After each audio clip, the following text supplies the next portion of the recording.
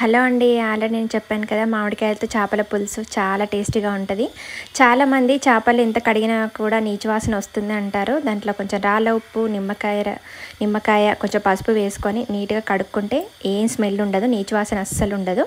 ఇంకా అవి శుభ్రం చేసిన తర్వాత వెంటనే పసుపు, ఉప్పు, కారం, ఆయిల్ వేసి కలిపెట్టుకోవాలండి. అల్లం వెల్లుల్లి పేస్ట్ కూడా లైట్గా వేసుకొని కలుపుకొని పక్కన పెట్టుకోవాలి.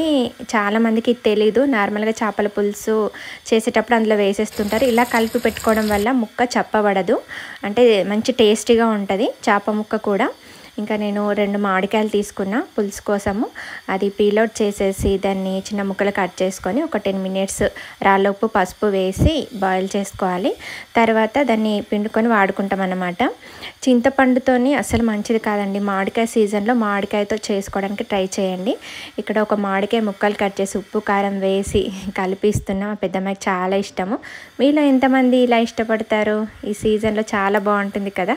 నేనైతే పులుపు అస్సలు తినను, నాకు పండ్లు గోరువైనట్టు అవుతుంది. ఇంకా తర్వాత చేపల పులుసు స్టార్ట్ చేద్దామండి. ఇంకా ఆనియన్స్ కట్ చేసుకొని వేయించి పెట్టుకుంటున్నా. ఫస్ట్ అల్లం వెల్లుల్లి అన్ని రోట్లో రుబ్బుకుంటున్నా అండి. టేస్ట్ బాగుంటుంది. మనము అంటే ఓపిక లేక అలా చేసుకోవట్లేదు, కానీ అన్ని రోట్లో రుబ్బుకుంటే చాలా బాగుంటుంది కదా. ఓన్లీ పులుసు వరకే అల్లం వెల్లుల్లి పేస్ట్ రోట్లో రుబ్బుకున్నా. ఇది ఆనియన్ పేస్ట్ కోసం ఆనియన్ వేయించుకున్న తర్వాత ఇది కూడా రోట్లో కొంచెం వెల్లుల్లి, జీలకర్ర, సాల్ట్ వేసి ఇది కూడా రోట్లో రుబ్బుకొని పక్కన పెట్టుకున్నా. మరీ మెత్తగా అవసరం లేదు, కచ్చపక్క అలా రుబ్బుకుంటే సరిపోతుంది. ఇంకా అది కూడా రుబ్బుకొని పక్కన పెట్టుకున్న తర్వాత మామిడికాయలు ఉడికాయండి. ఉడికిన తర్వాత దాన్ని చల్లారబెట్టుకొని రసం తీసుకోవాలి. అంటే పులుసు చేసేటప్పుడే రసం తీసుకుంటే సరిపోతుంది. చింతపండుతో ఎందుకు వద్దంటున్నా అంటే చింతపండు చాలా వేడి, అది కూడా సమ్మర్లో. ఇంకా చేపలు వేడియే, ఎట్ ది సేమ్ టైము చింతపండు కూడా వేడే కదా, ఇంకా చాలా వేడి చేస్తుంది మనకి. అదే మామిడికాయ అయితే మామిడి పండు వేడి, కానీ మామిడికాయ అస్సలు వేడి కాదండి. రోట్లో రుబ్బుతున్నా, అమ్మమ్మ ఇలాగే రుబ్బిస్తుండే కదా చేపల పులుసుకి, అందుకే.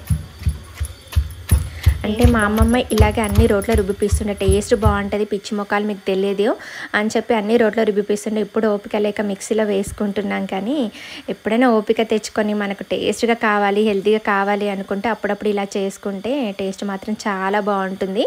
మిక్సీలో వేసుకున్న దాన్ని రోట్లో రుబ్బుకున్న దానికి మనం చేసుకుంటే నిజంగా డిఫరెన్స్ ఖచ్చితంగా తెలుస్తుందండి. చాలా బాగుంటుంది. ఇది మా చిట్టి తల్లితో మధ్యలో బ్రేక్ అన్నమాట. అలా కాసేపు ఆడుకుంటున్నాము. ఇంకా ఇలా రుబ్బుకుంటే చాలండి.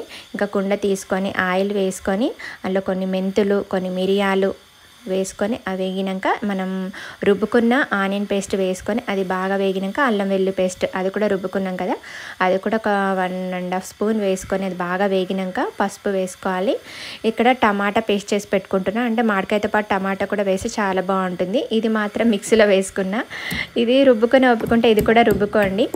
ఇంకా అది కూడా వేసేయాలి. వేసి అది వేగుతుంటే గరం మసాలా కూడా కొంచెం రోట్లో రుబ్బుకుంటున్నా, అది కూడా ఒక 1/2 స్పూన్ మందం వేసేసి బాగా కలపాలి. అది బాగా ఆయిల్ పైకి వచ్చే వరకు కలుపుతూనే ఉండాలి, అడగంటకుండా. కుండ కదా, అడగంటుతుంది.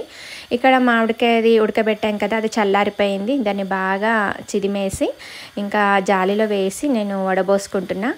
చాలామంది ఫిష్ ముక్కలు వేసిన తర్వాత చింతపండు రసం కానీ ఇంకైనా వేస్తుంటారు. అలా అయితే ముక్క త్వరగా మెత్తబడుతుంది, పులుసు టేస్ట్గా ఉండదు. ఎందుకంటే పులుసు కొంచెం మరిగితేనే టేస్ట్ ఉంటుంది.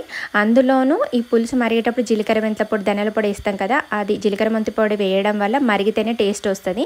అందుకే చేప ముక్క ముందు వేయద్దు. అందుకే దానికి ఉప్పు, కారం కలిపి ఆయిల్ కలిపి పక్కన పెట్టుకున్నాం కదా, ముక్క చప్పబడకుండా. ఇంకా ఇందులో మామిడికాయది రసము ఇలా జాలీలో వడబోసేసి అది మరిగేటప్పుడు మరిగేటప్పుడు అండి, ఇది గుర్తుపెట్టుకోండి. నార్మల్ అంటే మరగక ముందు వేస్తే చేదుగా వస్తుంది.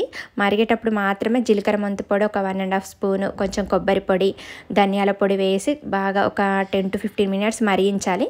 మరిగిన తర్వాత అప్పుడు మనము పక్కన పెట్టుకున్న చేప ముక్కల్ని కలిపి పెట్టుకున్నాం కదా, స్మాష్ చేసి అది ఇందులో వేసుకొని ఓన్లీ 5 to 10 మినిట్స్ మధ్యలో, ఓన్లీ 5 to 8 మినిట్స్ అండి, అంతే ఉంచితే చాలు. ఎందుకంటే ఆల్రెడీ మనకు పులుసు మరిగింది కదా, ఇంకా చేప ముక్క మళ్ళీ త్వరగా ఉడుకుతుంది కదా, అందుకే 5 to 8 మినిట్స్ ఉంచితే చాలు.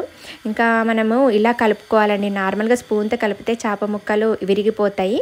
ఇలా మనము జాగ్రత్తగా, అది కూడా కొన్ని కుండలు అయితే విరిగిపోతాయి, జాగ్రత్తగా పెట్టుకోవాలి. కుండలో ఎప్పుడైనా వండేటప్పుడు హైలో అస్సలు పెట్టద్దు, మీడియంలో కానీ సిమ్లో కానీ పెట్టాలి. టైం తీసుకుంటుంది కానీ హెల్త్కి మంచిది కదండి. అప్పుడప్పుడు ఇలా చేసుకోండి. ఇంకా అయిపోయిందండి డిష్. కొత్తిమీర వేసుకుంటే